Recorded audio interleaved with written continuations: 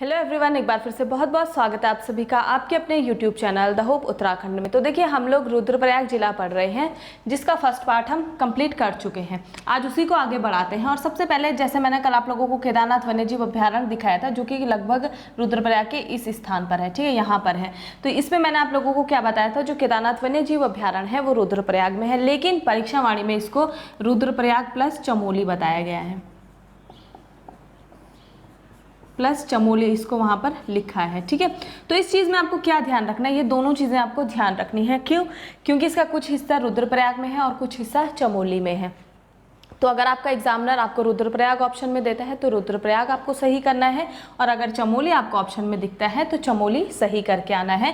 लेकिन ध्यान ये रखना है, दोनों चीज़ें आपको ऑप्शन में नहीं दिखाई देंगी, ठीक है। हो सकता है रुद्रप्रयाग प्लस चमोली ऐसा करके दिखे, या फिर सिर्फ रुद्रप्रयाग दिखे, या सिर्फ चमोली दिखे। तो एक चीज़ तो आपको ये देखना होगा, ठीक है। दूसरी बात, केदारनाथ वन्यजीव अभ्यारण्य जो है ये क्षेत्रफल की दृष्टि से सबसे बड़ा अभ्यारण्य है, और क्षेत्रफल की बात की जाए तो 967 वर्ग किलोमीटर इसका क्षेत्रफल है। बाकी ये चीज़ें हम पहले पढ़ चुके हैं, ये सिर्फ आप एक तरफ से रिवाइज कर सकते हैं। जब हमने चमोली जिला पढ़ा था वहाँ पर हम इसे देख चुके हैं। अगर आप लोगों ने पहले जिला सीरीज़ की जो वीडियोस आई हैं वो नहीं देखी हैं तो प्लीज़ आप उन्हें प्लेलिस्ट में जाकर देख लीजिएगा, तभी आप इसे अच्छे से लिंक कर पाएंगे और आप लोगों को अच्छे से ये समझ में आएगा। तो ये चीज़ मैं उम्मीद करती हूँ आप समझ गए होंगे। अब आगे बढ़ते हैं और पंच केदार के बारे में पढ़ते हैं, क्योंकि पंच केदार जो है वो बहुत इंपॉर्टेंट है हमारे एग्जाम के पॉइंट ऑफ व्यू से, और इन चीज़ों के बारे में हमें पता भी होना चाहिए। तो पंच केदार की बात की जाए तो आप सबको पता है 3 केदार जो है पंच केदार में वो कहाँ पर है, रुद्रप्रयाग में है, और 2 चमोली जिले में है। तो अगर केदारनाथ की बात की जाए तो उसको पहला केदार माना जाता है, ठीक है। तो पंच केदार के नाम आप सबको पता है, एक तो केदारनाथ है, मधमहेश्वर नाथ है, तुंगनाथ है, तीसरा कल्पेश्वर नाथ है, और चौथा रुद्रनाथ है। ये मैंने आपको कल बता दिए थे, ठीक है। तो सबसे पहले बात कर लेते हैं केदारनाथ की। केदारनाथ, तो एक बात, इसको पढ़ाने से पहले मैं आपको एक चीज़ और बता देना चाहती हूँ। एक मान्यता है इन पंच केदार के बारे में कि जब महाभारत का युद्ध हुआ था कौरवों और पांडवों के बीच में, उस टाइम पर जब पांडवों ने कौरवों का वध कर लिया था, यानी कि वो सब लोग मारे गए थे, तो उसी चीज़ का पश्चाताप करने के लिए जो पांडव थे वो भगवान शिव के पास आना चाहते थे, लेकिन भगवान शिव उनसे नाराज़ थे। इस वजह से उन्होंने क्या किया था, बैल का रूप धारण कर लिया था। तो बैल का रूप धारण करने के बाद जब पांडवों यहाँ पर आए थे, पांडव लोग, उन्होंने जब भगवान शिव को पहचान लिया था तो भगवान शिव उनसे थोड़ा सा प्रसन्न हुए थे। लेकिन जब उन्होंने भगवान शिव को पहचाना, अलग अलग जगह पर अलग अलग चीज़ों को, जैसे कि कहा जाता है कि केदारनाथ में उन्होंने भगवान शिव का जो बैल का कुबड़ वाला हिस्सा होता है उसको पकड़ा था, तो यहाँ पर भगवान शिव के पृष्ठ भाग की जो है पूजा होती है। तो इसी तरीके से अलग अलग जगह पे भगवान शिव के अलग अलग भागों की पूजा होती है। तो ये इसकी मान्यता है एक, ठीक है। ये चीज़ ध्यान रखनी है। तो अगर केदारनाथ की बात की जाए तो सबसे पहली बात आप यहाँ पर देख सकते हैं, ये केदारनाथ है हमारा, ठीक है। केदारनाथ किसके तट पर है अगर आपसे पूछा जाता है तो सीधी सी बात है, यहाँ से कौन सी नदी आ रही है, मंदाकिनी नदी आ रही है। तो केदारनाथ किसके तट पर है अगर ये पूछा जाता है तो मंदाकिनी के तट पर। ये मैंने आपको कल भी बताया था, ठीक है। दूसरा पॉइंट इसमें क्या नोट करना है, अगर इसकी ऊंचाई आपसे पूछता है, नॉर्मली कभी कभार मैच करने को आ जाती है, ये भी मैं आपको पहले पढ़ा चुकी हूँ, लेकिन एक बार रिवाइज कर लीजिएगा। तो इसकी जो ऊंचाई है वो समुद्र तल से नापी जाती है, और 3584 मीटर इसकी ऊंचाई है केदारनाथ की समुद्र तल से, ठीक है। तो 3584 मीटर, हो सकता है इसमें 3584 या कहीं पे 85 आपको दिख सकता है, बट जो हमारी बुक्स हैं उसमें 84 दिया हुआ है, ठीक है। इसके अलावा जो केदारनाथ है उसकी बहुत ज़्यादा महत्वता है, मान्यता इसकी बहुत ज़्यादा है, इसको बहुत माना जाता है, और शायद इसीलिए गढ़वाल का नाम पहले क्या था, केदार खंड भी इसको कहा जाता था, ठीक है। तो आप सबको पता है कि गढ़वाल का नाम क्या था, केदार खंड इसको कहा जाता है, और कुमाऊं को क्या कहा जाता है, मानस खंड कहा जाता है स्कंद पुराण के अनुसार। तो इसी वजह से इसको क्या कहा जाता है, गढ़वाल को केदार खंड भी कहा जा सकता है। नेक्स्ट पॉइंट, जो हमारे 12 ज्योतिर्लिंग हैं भारत में, उसमें से एक हमारा क्या है, केदारनाथ है। तो भारत के 12 ज्योतिर्लिंगों में से एक हमारा कौन सा है, मतलब 12 ज्योतिर्लिंग किसके हैं, शिव के 12 ज्योतिर्लिंगों में से एक हमारा केदारनाथ है, में से एक, ठीक है। यहाँ पर आपको क्या लिखना है, शिव के 12 ज्योतिर्लिंगों में से एक हमारा कौन सा है, केदारनाथ, और 4 धामों में से एक केदारनाथ है, ये हम सबको ही पता है, ठीक है। तो इतनी बात हो गई बेसिक, जो आपको केदारनाथ के बारे में बेसिकली पता होनी चाहिए। दूसरी बात, अब अगर बात की जाए कि केदारनाथ का निर्माण किसके द्वारा किया गया था, तो इसके पीछे कोई स्पष्टीकरण नहीं देता है कि किसने इसका निर्माण किया था, लेकिन कहीं पर लिखा गया था, क्योंकि जो इसका निर्माण है वो पांडवों के द्वारा किया गया था। पांडवों में एक था जमंजय, उसके द्वारा इसका निर्माण कराया गया था। ठीक है, तो अगर ऑप्शन में जमंजय आपको दिखता है तो आपको ऑप्शन में ये करना है, ये आप लोग नोट कर लेना। ठीक है, तो ये चीज़ों का थोड़ा ध्यान रखना है। स्पष्टीकरण नहीं है लेकिन ध्यान रखना है आपको कि जमंजय के द्वारा इसका निर्माण किया गया था। और अगर जीर्णोद्धार पूछा जाए तो शंकराचार्य जी के द्वारा इसका जीर्णोद्धार करवाया गया था। ठीक है, ठीक है, तो ये क्या था, पांडवों का वंशज था।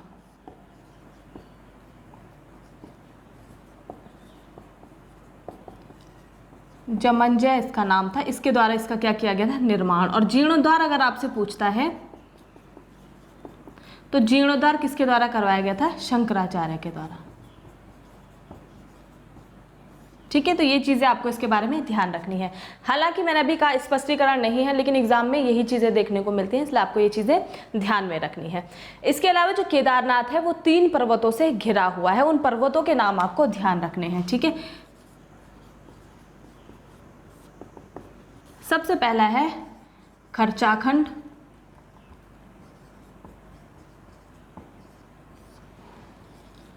भरतखंड और केदारखंड। केदारखंड, इन 3 पर्वतों से केदारनाथ घिरा हुआ है। तो अगर ऑप्शन में आपको पूछेगा कि केदारनाथ निम्न में से किन पर्वतों से घिरा है, या निम्नलिखित में से कौन सा वो पर्वत है जो केदारनाथ को नहीं घेरता है, तो वहां पर आपको ये तीनों नाम ध्यान रखना है, खर्चाखंड, भरतखंड और केदारखंड। तो इतनी चीज़ आपको यहाँ पर पता होनी चाहिए। अब अगर बात की जाए कि जो केदारनाथ मंदिर है वो किस शैली में बना है, तो यहाँ पर आपको देखने को मिलेगा कत्यूरी शैली। तो मोस्ट ऑफ द बुक्स में कत्यूरी शैली या फिर नागर शैली आपको यहाँ पर देखने को मिलता है। ये आप ऐसे ही नोट कर लेना, छोटे छोटे नोट्स बना के। ठीक है, तो अगर इसका पूछा जाए शैली आप लोगों से, तो शैली आपको क्या ध्यान में रखनी है, एक तो कत्यूरी शैली ध्यान रखनी है या फिर नागर शैली। ये चीज़ें आपको, ये दोनों शैली याद रखनी है, यही देखने को आपको यहाँ पर मिलेंगे। ठीक है, यहाँ तक कि जो बाकी के मंदिर हैं यहाँ पर रुद्रप्रयाग में, वो भी आपको कत्यूरी शैली में ही देखने को मिलते हैं। ठीक, इसके बाद जो हमारा केदारनाथ मंदिर है, इसी के पास यहाँ पर क्या है, कुछ और मंदिर भी है या फिर कुछ इसकी क्या है, यहाँ पर कुंड हैं। तो उन कुंडों का आप लोगों को नाम ध्यान रखना है। ठीक है, वो मैं अभी आपको बताती हूँ। उससे पहले आप लोगों को ये ध्यान में रखना है कि यहाँ के जो पुजारी हैं वो कौन होते हैं, रावल ब्राह्मण होते हैं। ठीक है, पुजारी अगर आपसे पूछता है तो रावल ब्राह्मण होते हैं। और ये जो रावल ब्राह्मण हैं ये कहाँ के हैं, मैसूर के हैं, ये मैसूर के होते हैं। और ये लोग निवास कहाँ पर करते हैं, ऊखी मठ में, यानी यहाँ पर इन लोगों का निवास स्थान होता है। तो ये चीज़ यहाँ पर आपको ध्यान में रखनी है। ठीक है, तो जैसा कि मैं आपको अभी क्या बता रही थी कि केदारनाथ जो है ये, इसके पास में कुछ कुंड हैं, उन कुंडों का आपको नाम ध्यान में रखना है, जिसमें सबसे पहला है रुधिर कुंड।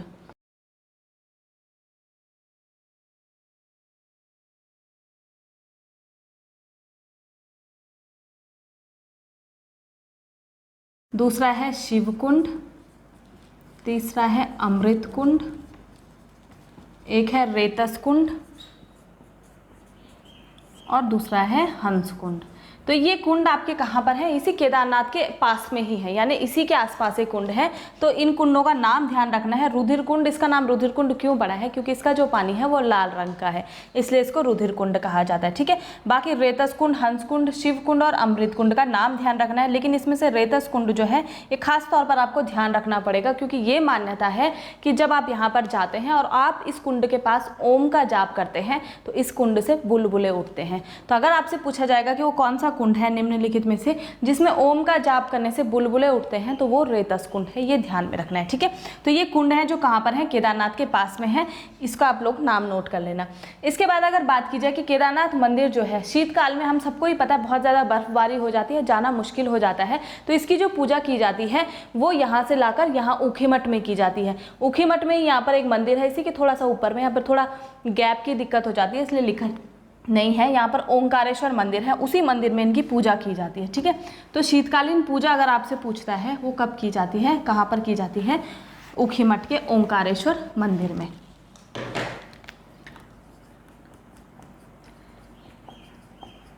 केदारनाथ की शीतकालीन पूजा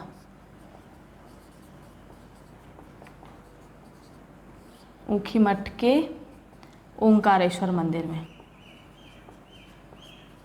ओंकारेश्वर मंदिर में ये पूजा की जाती है। ये खास तौर पर ध्यान रखना है, बहुत बार एग्जाम्स में पूछा जाता है।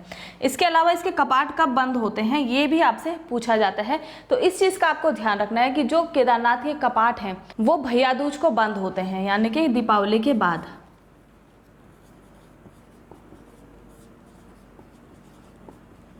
भैया दूज को,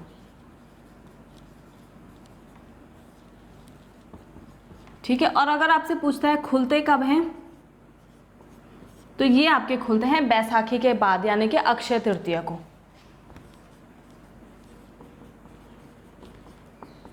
बैसाखी के बाद।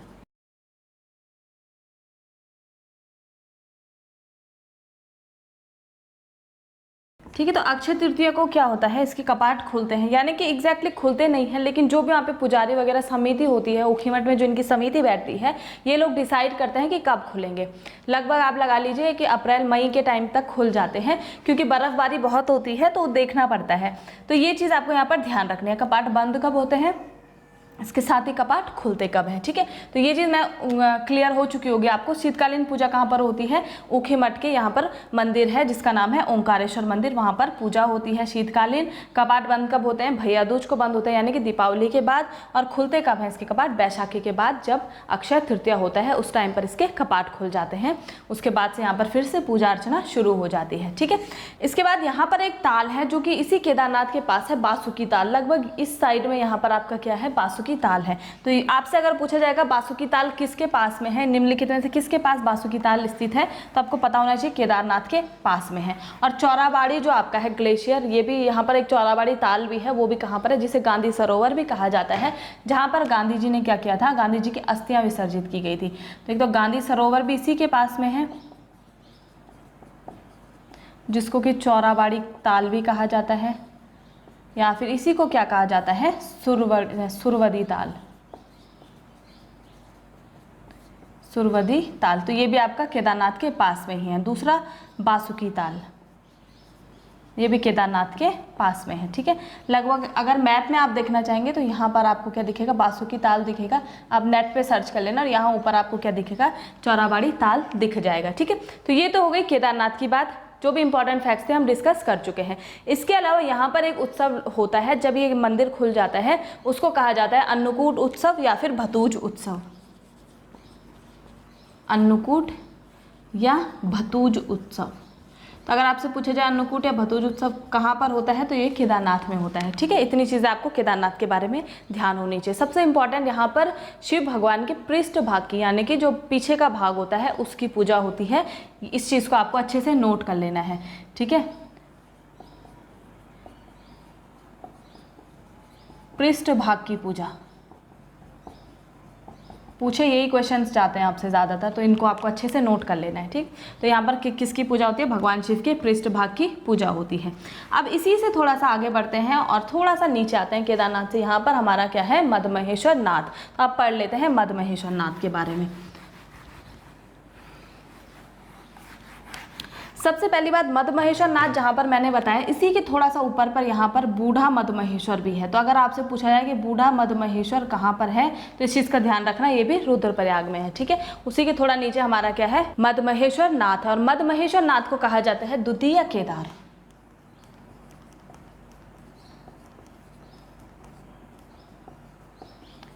इनको कहा जाता है द्वितीय केदार।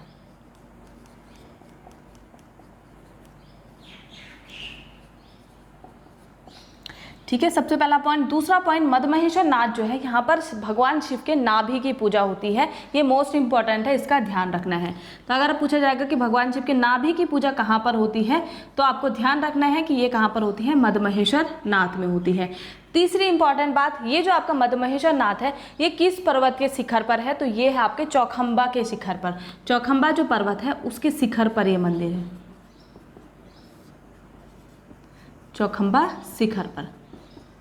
इसके बाद शीतकालीन पूजा इनकी भी जो है शीतकाल में यहाँ पर बंद हो जाता है, और इनकी भी जो शीतकालीन पूजा की जाती है वो यहीं ऊखीमठ में की जाती है। ठीक है। तो अगर आपसे पूछेगा कि मदमहेश्वर नाथ की शीतकालीन पूजा कहाँ पर की जाती है, तो ध्यान रखना है ऊखीमठ में ही इनकी पूजा की जाती है, जहाँ पर केदारनाथ भगवान की पूजा की जाती है, ऊखीमठ में।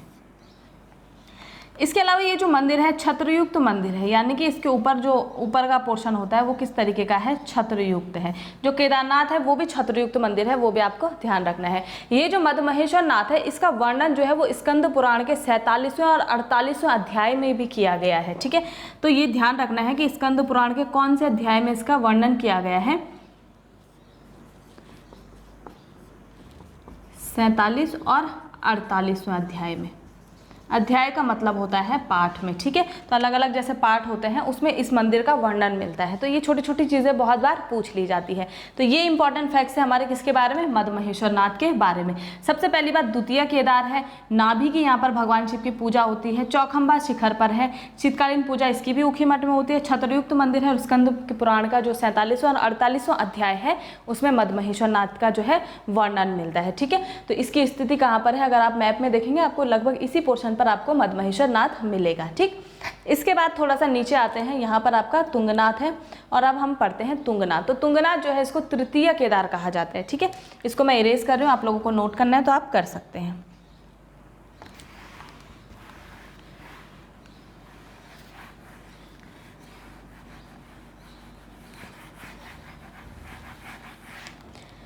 तीसरा है तुंगनाथ।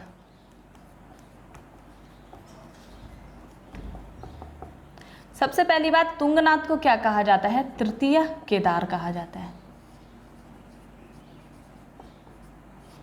ठीक है, सेम जो जैसे वो चौखंबा शिखर पर था, अगर इसका आपसे पूछा जाए किस शिखर पर है तो ये है चंद्रशिला शिखर पर।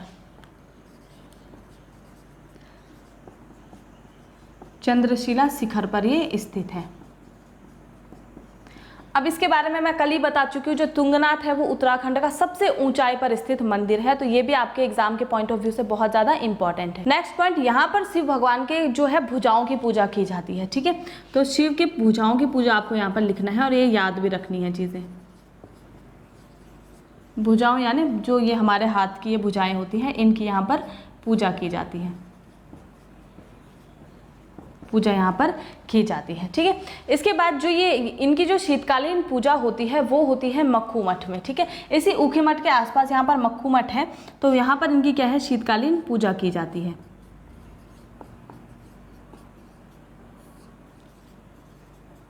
ये होती है मक्खू मठ में, मक्खू मठ या मक्खू मठ है। ठीक है, तो इनकी शीतकालीन पूजा अगर आपसे पूछता है तो मक्खू मठ में इनकी शीतकालीन पूजा होती है। सबसे ऊंचाई का मंदिर है, ये मैं आपको बता चुकी हूँ। और इसी के आसपास यहाँ पर एक बुग्याल भी है, जो कि इसी के थोड़ा सा नीचे यहाँ पर है चोपता बुग्याल, ये भी बहुत फेमस है। तो ये भी आपको ध्यान रखना है, तुंगनाथ के आसपास में ही ये है। ठीक, तो ये इंपॉर्टेंट फैक्ट्स आपके किसके बारे में हो गए, तुंगनाथ के। सबसे पहली बात, तृतीय केदार है, शिव भगवान की भुजाओं की पूजा यहाँ पर होती है। किस शिखर पर है, चंद्रशिला शिखर पर है। और इसके अलावा क्या है, सबसे ऊंचाई पर स्थित है मंदिर है। और शीतकालीन पूजा कहाँ पर होती है, इसकी मक्खू मठ में होती है। तो ये हमारे तीनों केदार हो गए, पंच केदार में से जो हमारे कहाँ पर स्थित है, रुद्र प्रयाग में स्थित है। अब अगर थोड़ा सा आगे बढ़े और कुछ और मंदिरों के बारे में हम डिस्कस करें तो यहाँ पर एक बासुकेदार मंदिर है, जो लगभग इस साइड आपको मिलेगा, सोनप्रयाग के आसपास यहाँ पर एक बासुकेदार मंदिर है। इस मंदिर के बारे में कहा जाता है कि यहाँ पर भूमिगत शिवलिंग है। ठीक है, तो नेक्स्ट आप लिख लीजिए बासुकेदार। और इसको क्यों पढ़ना है आपको, क्योंकि भूमिगत मंदिर, भूमिगत शिवलिंग जो है यहीं पर पाया जाता है। ठीक है, तो अगर एग्जाम्स में पूछेगा निम्नलिखित में से भूमिगत शिवलिंग कहाँ पर स्थित है, तो आपको ध्यान रखना है बासुकेदार में।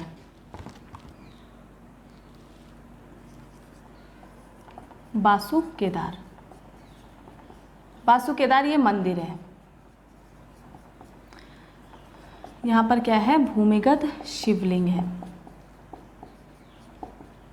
ठीक है, तो इस चीज़ का ध्यान रखना है। यहाँ पर एक भूमिगत शिवलिंग है जहाँ पर पूजा की जाती है। ठीक है, इसके निर्माण की अगर बात की जाए तो ये माना जाता है कि इसका भी निर्माण शंकराचार्य के द्वारा कराया गया था, शंकराचार्य जी के द्वारा। इसके बाद एक और मंदिर है यहाँ पर, जो कि कार्तिक महादेव का मंदिर है, कार्तिक स्वामी महादेव का। लगभग आपका यहीं कहीं आसपास होगा, अगस्त मुनि के आसपास, यहीं पर आप इसे देख सकते हैं। ठीक है, तो ये जो मंदिर है, आप सबको पता है शिव भगवान के दो पुत्र थे, एक कार्तिक थे और दूसरे गणेश जी थे। तो उन्हीं के नाम पर एक मंदिर है यहाँ पर, कार्तिक स्वामी का मंदिर। ठीक है, तो दूसरा मंदिर आपको क्या नोट करना है, कार्तिक स्वामी का मंदिर। तो अगर आपसे पूछेगा कार्तिक स्वामी का मंदिर कहाँ पर है, तो सीधे सीधे आपको बता देना है ये रुद्रप्रयाग में है। इसके बाद तीसरा मंदिर अब यहाँ पर है मुंडकटिया गणेश मंदिर, मुंडकटिया गणेश मंदिर, यानी कि जब भगवान गणेश जो थे उनका भगवान शिव ने सर उनका काट दिया था, उसके बाद यहाँ पर मंदिर है और उसमें भगवान जो गणेश है उनका सर नहीं है। ठीक है, तो ये मंदिर आपका कहाँ पर है, ये भी यही सोनप्रयाग के आसपास में है, मुंडकटिया गणेश मंदिर। तो ये भी ध्यान रखना है, सोनप्रयाग के पास में है, सोनप्रयाग के पास में। ठीक है, ये चीज़ ध्यान रखनी है। तो ये कुछ फेमस मंदिर हैं जो कि आपके कहाँ पर हैं, ये रुद्रप्रयाग में है। इसके अलावा कल मैंने आपको कोटेश्वर मंदिर बताया था, कोटेश्वर महादेव मंदिर जो है वो कहाँ पर है आपका, रुद्रप्रयाग के पास में ही है। उसमें एक चीज़ ध्यान में रखनी है कि ये जो किसके तट पर है, अलकनंदा के तट पर। कोटेश्वर महादेव लगभग यहीं पर आसपास में ही है। इधर से आपकी कौन सी आती है, अलकनंदा नदी आती है, तो ये अलकनंदा के तट पर है, कोटेश्वर महादेव मंदिर। ठीक है, तो इसमें कंफ्यूज नहीं होना है कि यहाँ से मंदाकिनी बह रही है तो यहाँ से, लेकिन आपकी कौन सी आती है, अलकनंदा आती है, इसलिए ये किसके तट पर हो जाएगा, अलकनंदा के तट पर हो जाएगा। ठीक है, इनको मैं इरेज कर रही हूँ, आपको नोट करने हैं तो आप कर सकते हो।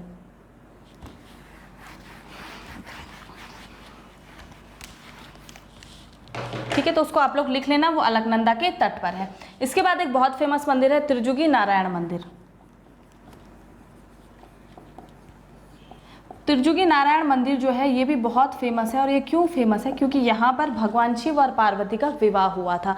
भगवान शिव और पार्वती का विवाह जो था वो ब्रह्मा जी विष्णु जी की उपस्थिति में हुआ था। इसीलिए इस त्रिजुगी नारायण के पास में 3 कुंड हैं, जिसमें एक है ब्रह्म कुंड, दूसरा है विष्णु कुंड,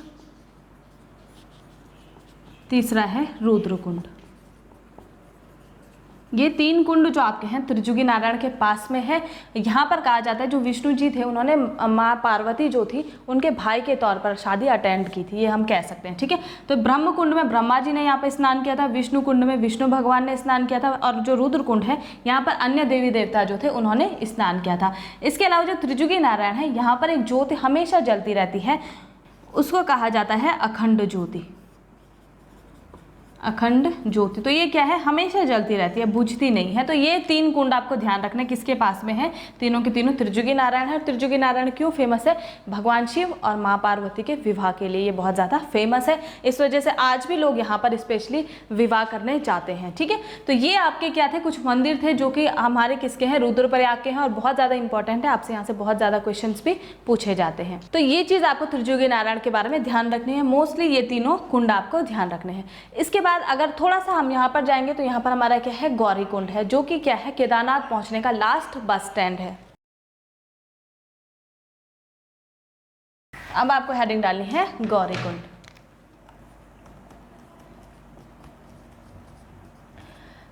तो गौरी कुंड जो है, सबसे पहली बात, ये केदारनाथ पहुंचने का अंतिम बस स्टैंड है। इसके बाद आगे बस वगैरह मतलब कोई भी मार्ग नहीं है, सिर्फ पैदल मार्ग है।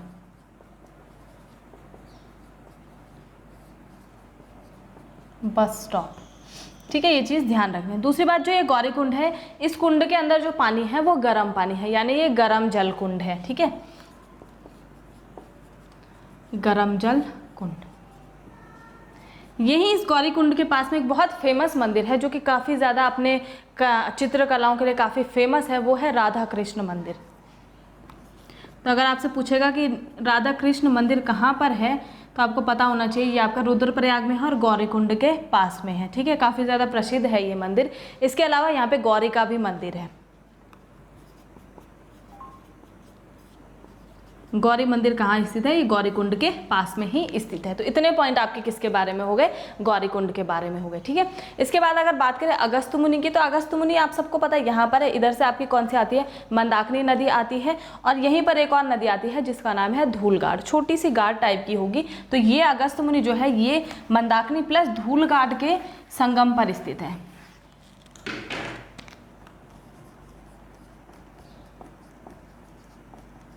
अगस्त मुनि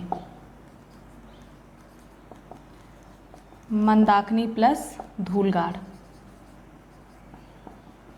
धूलगाड़ के संगम पर ये स्थित है। अगस्त मुनि का आपको इतना ध्यान रखना है। दूसरा, यहीं से आपका क्या है, जाने का रास्ता है केदारनाथ की तरफ। इसके अलावा यहाँ पर अगस्तेश्वर महादेव मंदिर है। इसी अगस्त मुनि के पास में क्या है, अगस्तेश्वर महादेव मंदिर। मंदिर है। तो ये जो मंदिर हैं आपके छोटे छोटे मंदिर हैं, लेकिन ये धार्मिक रूप से बहुत ज़्यादा प्रचलित हैं, बहुत ज़्यादा इनकी मान्यता है, इसलिए ये पढ़ने हमारे लिए ज़रूरी होते हैं। ठीक है, इसके बाद अंतिम में यहाँ पर एक और मंदिर है जिसको कहा जाता है बाणासुरगढ़ मंदिर। बाणासुरगढ़ मंदिर, तो आपसे पूछेगा बाणासुरगढ़ मंदिर कहाँ पर है, तो ये भी आपका रुद्रप्रयाग में है। और एक और मंदिर है यहाँ पर हरियाली देवी का मंदिर, हरियाली देवी का मंदिर, ये भी आपका कहाँ पर है, रुद्रप्रयाग जिले में है। ठीक है, तो इतने मंदिर आपको ध्यान रखने हैं। अब एक बार अंतिम में हम ये देख लेते हैं कि पंच केदारों में कहाँ पर भगवान शिव के किस भाग की पूजा की जाती है, उसको आप एक अलग से टेबल बनाकर लिख लेना, क्योंकि वो बहुत ज़्यादा इंपॉर्टेंट है। बाकी मंदिर वगैरह तो आपको ऐसे ही मैप में चाहो तो आप मैप में दिखा सकते हो, और ऐसे ही लिखना चाहो तो देख सकते हो आप, है ना। बाकी आधे से ज़्यादा तो यहाँ पर नोटेड हैं, तो आप उसी में देख सकते हैं। तो आप देख लेते हैं कहाँ पर किस भाग की पूजा होती है, उसको अलग से आप बनाकर रख लेना और उसको देख लेना ना, पूछा जाता है। क्योंकि सबसे पहले देख लेते हैं केदारनाथ, दूसरा है मदमहेश्वरनाथ, तीसरा है तुंगनाथ, चौथा है कल्पेश्वरनाथ,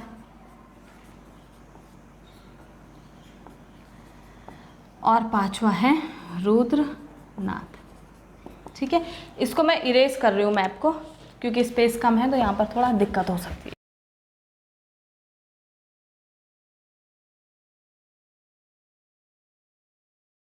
तो सबसे पहले देखते हैं केदारनाथ की अगर बात की जाए तो केदारनाथ में भगवान शिव के पृष्ठ भाग की पूजा की जाती है। पृष्ठ भाग यानी कि जो पीठ का भाग होता है। मदमहेश्वर नाथ की बात की जाए तो यहाँ पर भगवान शिव के नाभि की पूजा की थी। मद का मतलब होता है मध्य, आप इसको लगा सकते हैं, यानी कि बीच में यहाँ पर भगवान शिव की नाभि की पूजा की जाती है। तीसरा है तुंगनाथ, तो तुंगनाथ में की जाती है भगवान शिव के भुजाओं की पूजा।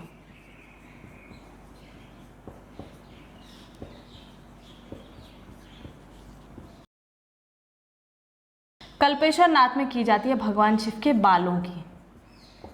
कल्प से आप ध्यान रख सकते हैं केश, केश का मतलब होता है बाल, तो बालों की पूजा कहाँ पर की जाती है, कल्पेश्वर नाथ में की जाती है। और अंतिम में आपका रुद्रनाथ, तो रुद्रनाथ में भगवान शिव के मुंह की पूजा की जाती है। मुंह मतलब जो फ्रंट का फेस है, इसकी पूजा की जाती है, मुंह की पूजा। इतनी चीज़ें आपको ध्यान रखनी है। इसको अच्छे से टेबल बनाकर लिख लेना, अलग पेन से आप नोट करना चाहो तो वो आप कर सकते हो। ठीक है, तो इस तरीके से ये आपके मंदिर वगैरह आज हमने डिस्कस कर लिए हैं, इसको अच्छे से समझ लेना। इनकेस कोई कन्फ्यूज़न हो आप मुझे कमेंट करके पूछ सकते हैं। इसकी एक और वीडियो आएगी जो आप लोगों को कल मिल जाएगी। इसके साथ ही आज की वीडियो यहाँ पर समाप्त करती हूँ। कोई भी प्रॉब्लम हो, कोई भी आप लोगों की क्वेरी हो, आप कमेंट ज़रूर करिएगा। इसी के साथ धन्यवाद।